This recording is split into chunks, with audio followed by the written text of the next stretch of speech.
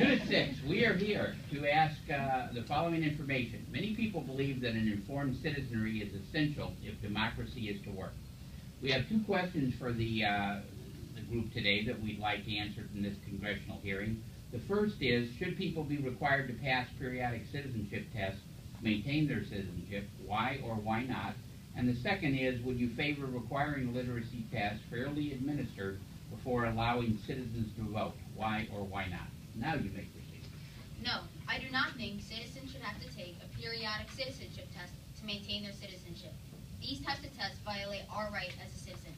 In the Constitution, all citizens are treated equally and have the same rights. So if only some people had to take the test, it would not be fair. We believe an informed citizenry is essential for democracy to work. However, there are many different ways to keep the people informed without a test.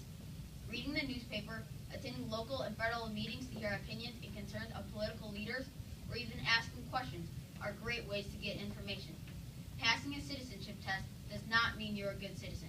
In fact, taking the test would violate the 14th Amendment, which states all persons born or naturalized in the United States are citizens of the United States.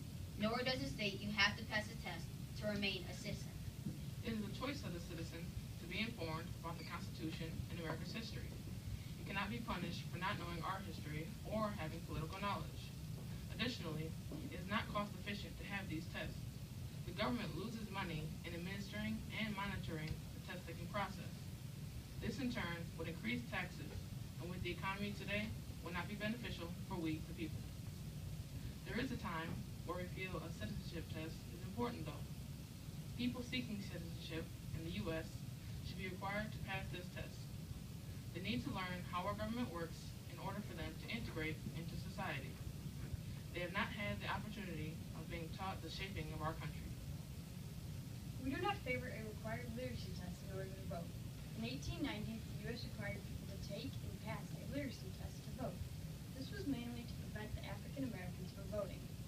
When you have a literacy test in the voting process, you disqualify people from participating, and you discourage a large portion of the population from voting. The 15th Amendment states, the right of citizens of the United States to vote shall not be denied or abridged by the United States or by any state on account of race, color, or previous condition of servitude. The court upheld the ban of literacy tests in the 1970 case of Oregon versus Mitchell. This, along with the 19th Amendment and the 26th Amendment, stopped the prejudice and discrimination as it pertains to voting. In the Katzenbach versus Morgan case, the court ruled that no person who has completed the 6th grade in a public or an accredited private school in Puerto Rico in which the language of instruction was other than English shall be disfranchised for the inability to read or write English. In the U.S., we embrace everyone and make accommodations to keep them in their pursuit of happiness. A literacy test would go against this exact way of thinking.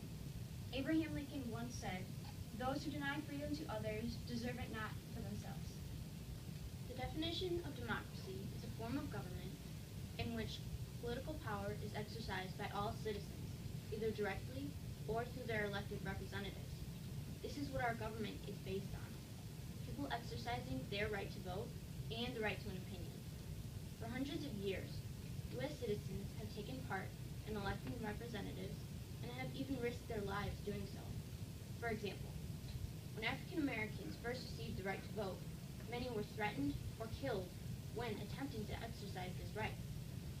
Theodore Parker once said, "Democracy is direct self-government, over all the people, for all the people, by all the people." Nowhere does it mention taking away rights from the illiterate. Thank you.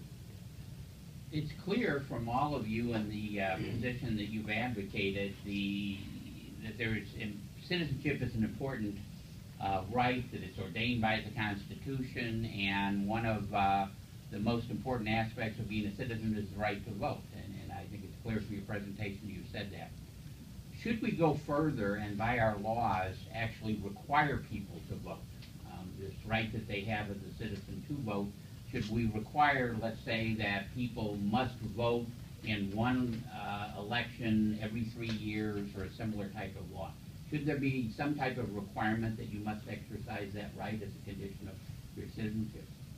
No, you should not be required to vote. The reason why is because the right to vote is optional. It is a responsibility as a citizen to vote. That does not mean that you have to vote on a regular basis. I agree with Joel that you shouldn't be required to vote because it's one of the responsibilities as a citizen, and you shouldn't be required to vote. Maybe you don't like the candidates, or you just don't have interest in that, even though it's good to vote because you can make your community better and have a better life if you vote for the people that you choose. I agree with America and Joel. It should be a decision for a citizen to vote, not a requirement, because some people just don't understand politics and it's not interesting to them. And I think we should only have it required if voting goes way down. I agree with everyone. I think that the founding fathers wanted us to participate in civic participation by ourselves and not let anybody make us. Voting is optional. It's not mandatory, and that's how we should do it. I agree with all my classmates, and it is a responsibility as a citizen, but as Hunter said, it is a choice for the citizen to vote or to not to vote. I'd like to follow up on that, and I want to hear about how you define civic virtue for yourself, and when you look out at your community, what are the most important elements? So feel free to use examples in our current time, historical times. What is civic virtue to you? Civic virtue was expressed by the Roman Republic in 500 BC. Civic virtue is when you give up your self-interest for the good of the community and for the good of the world. Civic virtue to me means that you participate in your community and you volunteer for different things such as voting, or you could volunteer in different groups in your community, or to take it even further, you could even run for public office and help your community in a big way. My mother, for example, she's in a committee called GSEC, Griffith Special Events Committee, and she organizes the 4th of July parade in our town. And I think that she possesses civic virtue, because civic virtue is forgetting about yourself and giving to the community without self-interest. Civic virtue to me means that you're making personal sacrifices for the better of the community, and you're helping out there, and you're sacrificing your time, and you're working with the community to make it better. Civic virtue can also mean that not only are you participating in government, but you can also participate in your community, as what Maddie and Kayla said about how you can, different ways you can participate in your own community. Very good. As a follow-up, what is the most important responsibility of a citizen today? Please explain your answer.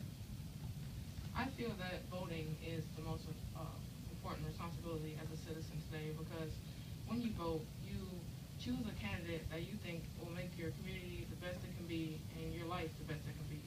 So if you didn't vote, your life could be worse and your community could be a bad place. I don't think that should happen just because you didn't vote. I agree with Will, but I also think that respecting the rights of others is easy, and to me, that's the most important right, because you are showing them that you care about not just yourself, but everybody else. I agree with Hunter, and I do think that obeying laws and respecting the rights of others is your responsibility as a citizen, because if you didn't do that, then no one would get along. I agree with Kayla.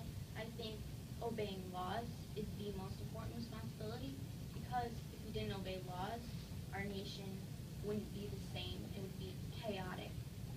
I agree and disagree at the same time because I believe that every responsibility is very important and they're equally responsibility because if you don't do one without the other, or if you don't possess all of them, or if you possess some of them, that it could help out your community, yet hurt your community at the same time. Okay. So far, we've heard your position that as a citizen, you have the right to vote, and that we shouldn't abridge that. We shouldn't have literature tests, and I think you're unanimous in that. You've also gone to the point of saying we should not require people to vote in response to my question. Let me move to the next step, and that is when people do go in and vote, what things should they base their decisions on to be a good citizen? I think that they should watch the news and do research on the candidates that they feel that they're going to vote for. Because without researching, they're just voting blind, and that person could have many conspiracies or things that they're not doing for the community that can help it out. I agree, and I agree with you, Rose, because if you vote, you should be voting for what is good for your community, what is good for you, and what you want as a community to vote for. If you vote for a bad candidate, it could really hurt your community. Anybody else? Okay, we're done. Our time is up. I regret that because I've enjoyed this enormously and would like to continue onward and onward. We're going to provide a little bit of feedback to you, and let me start out, and just so you know, this term I don't believe you'll find in the Constitution, and to be honest, as a lawyer, I've never come across the term, but I think it applies here. It's wow. You guys were impressive.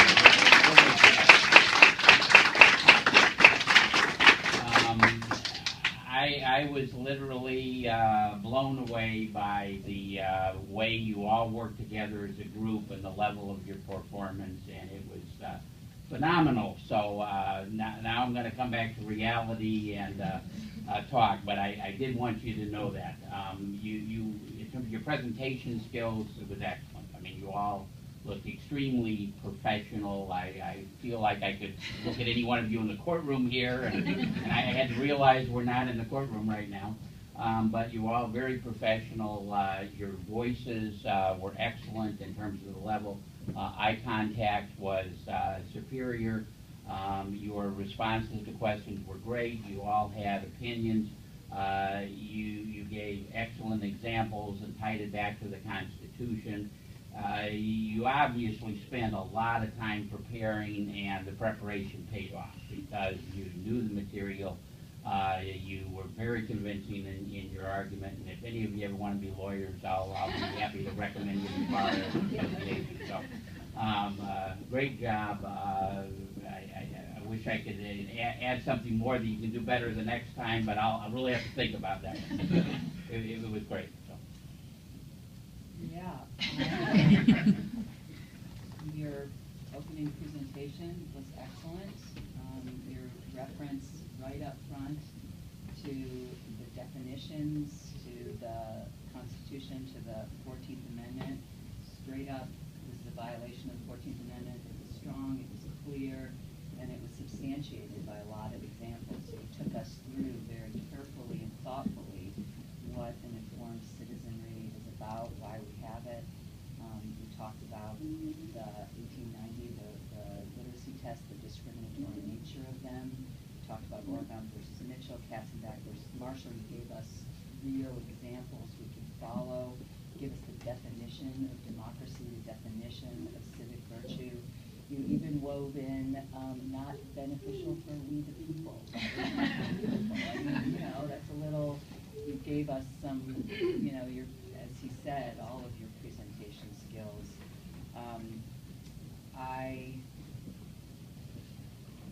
You could be in cutoffs and T-shirts, and the presence is the only word I could think of that you brought to this. Your ability to be here. There's a lot of pressure. You've got a lot of eyes on you. It's warm in here. It's cramped.